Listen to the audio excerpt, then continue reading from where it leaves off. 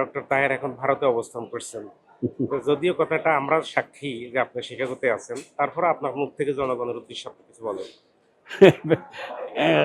এটা একটা একেবারেই মিথ্যাচার এবং ইচ্ছাকৃত একটা অপপ্রচার।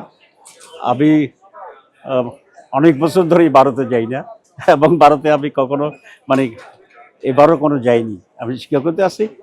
আজকাল যে আর্টিফিশিয়াল ইন্টেলিজেন্সের মাধ্যমে আমি শুনেছি এই ধরনের ছবি ছাপানো যায় এআই এর মাধ্যমে। এআই এর মাধ্যমে। তো এরকম একটি আহ, অপপ্রচারমূলক প্রচার হয়েছে বলে আমি শুনেছি। এটা একেবারে ডাহা মিথ্যা এবং আহ, আমাদের চরিত্র হননের একটা অপপ্রচারের মতোই একটা অপরাধ। রাদিতু বিল্লাহি রাব্বান ওয়া বিল ইসলামি দীনান ওয়া বি মুহাম্মাদিন নাবিয়্যান। সম্মানিত দর্শক, দেশ বিদেশে যে যেখান থেকে দেখছেন, আজকে আমরা এমন এক লোকের সামনে উপস্থিত হয়েছি শিকাগো ইন্টারন্যাশনাল এয়ারপোর্ট ওহিয়ার এয়ারপোর্টে। জামাত ইসলামের সম্মানিত নায়েব আমির ডক্টর সৈয়দ আব্দুল্লাহ মোহাম্মদ তাহের। উনি পপ টিভিতে কিছু কোয়েশ্চেন আমরা করবো ওনাকে। আমরা ওনাকে এখানে পেয়েছি, আমরা খুবই আনন্দিত। ডক্টর তাহের ভাই মাতারাম, নায়েব আমির জামাত ইসলামী বাংলাদেশ, আপনি শিকাগোতে আসছেন, শিকাগোতে অনেক প্রোগ্রাম করেছেন, বিভিন্ন আপনার মেয়ে আছে শুনেছি যতটুকু। আপনি শিকাগোতে কবে আসছেন এবং এখানে মেয়ের সাথে সময় কেমন করেছেন? বিসমিল্লাহির রহমানির রহিম। ফব টিভিকে অনেক ধন্যবাদ এবং আপনাদের মাধ্যমে আমেরিকার প্রবাসী বাংলাদেশি সকল শ্রেণীর মানুষের প্রতি আমার সালাম এবং কৃতজ্ঞতা। আমি মূলত 23 তারিখে নিউ ইয়র্কে এসেছিলাম আমাদের জাতিসংঘের যে সম্মেলন ছিল, সেই সম্মেলনে যোগ দেওয়ার জন্য। বাংলাদেশের চিফ অ্যাডভাইজার সহ আমাদের যে রাষ্ট্র ডেলিগেশন ছিল তারই একটি পার্টিসিপেন্ট হিসাবে আমি এখানে এসেছিলাম। এবং আপনারা জানেন যে সেখানে আমরা অনেকগুলো কর্মসূচিতে অংশগ্রহণ করেছি। জেনারেল অ্যাসেম্বলির যেটা ছিল সেখানে, এরপরে ইনভেস্টর্স ফোরাম অফ বাংলাদেশ তাদের একটি সম্মেলনে, ফরেন মিনিস্টার্স কনফারেন্সে, এবং এনআরবি যেটা নন রেসিডেন্ট বাংলাদেশিদের যে একটা সম্মেলন হয়েছিল সেখানে আমি যোগ দিয়েছি। সেখান থেকেই আমি 29 তারিখে শিকাগো ছিলেন এবং সেখান থেকে শ্যাম্পেন, সেই হ্যাঁ শ্যাম্পেনে গিয়েছিলাম। সেই ইউনিভার্সিটি অফ ইলিয়াম আমার মেয়ে আর্কিটেকচারে মাস্টার্স করছে, তাকে দেখতে আসছিলাম। এবং আমি মোট 5 দিন শিকাগো এবং শ্যাম্পেনে মিলিয়েছিলাম। আজকে এখন এমিরেটস এয়ারলাইন্সে রাত 8টা আমি শিকাগো এয়ারপোর্ট থেকে ইনশাল্লাহ বাংলাদেশের উদ্দেশ্যে রওনা দেব।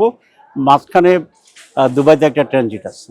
আচ্ছা, সেকেন্ড কোয়েশ্চেন আপনার কাছে আমাদের, সেটা হচ্ছে যে আমরা পত্রপত্রিকা বিভিন্ন মিডিয়াতে দেখেছি, সোশ্যাল মিডিয়ার দেখেছি যে ডক্টর তাহের এখন ভারতে অবস্থান করছেন। তো যদিও কথাটা আমরা সাক্ষী যে আপনি শিকাগোতে আছেন, তারপরে আপনার মুখ থেকে জনগণের উদ্দেশ্যে আপনি কিছু বলেন। এটা একটা একেবারেই মিথ্যাচার এবং ইচ্ছাকৃত একটা অপপ্রচার। আমি অনেক বছর ধরেই ভারতে যাই না, এবং ভারতে আমি কখনো মানে এবারও কোনো যাইনি। আমি শিকাগোতে আছি। আজকাল যে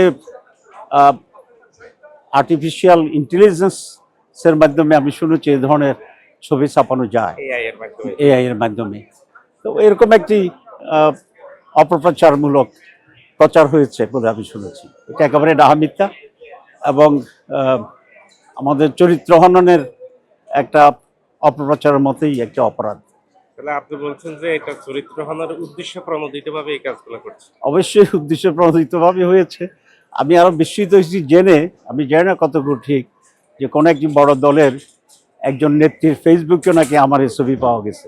নেক্সট কোয়েশ্চন হচ্ছে যে আপনি বিশেষ করে জামাত ইসলামের কিছু সম্ভাব্য এমপিদের কিছু পূজা পার্বণ নিয়ে কিছু কোটেশন পত্রপত্রিকা আসে, এই ব্যাপারে আপনি কিছু? আসলে আমি তো এখন বাংলাদেশ থেকে অনেক দূরে অবস্থান করছি এবং দেশের মিডিয়া সব কিছু তাৎক্ষণিকভাবে আমার রিচ করা অনেক সময় কঠিন।